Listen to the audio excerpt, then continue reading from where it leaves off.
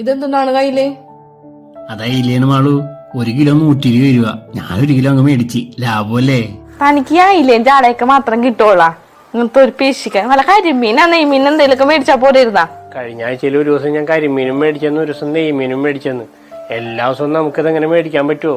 നമ്മുടെ സാമ്പത്തികം നോക്കിയിട്ടുണ്ട് നമുക്ക് ജീവിക്കാനായിട്ട്. ഓ, വലിയ കാര്യമായി പോയി. ഇങ്ങനെ പിശുക്കത്തരം കാണിക്കണ ഒരു മനുഷ്യൻ വേറൊന്നും ഉണ്ടാവൂല.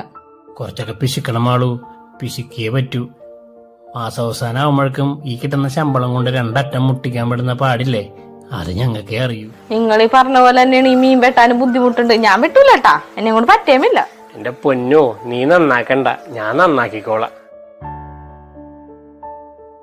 പിന്നൊരു കാര്യം, ഇന്ന് കല്യാണത്തിനുണ്ടേ, മറന്നുപോയാ? ഞാൻ ഇന്നലെ പറഞ്ഞതല്ലേ. അതിന് മാള് ഇന്ന് പോണോ?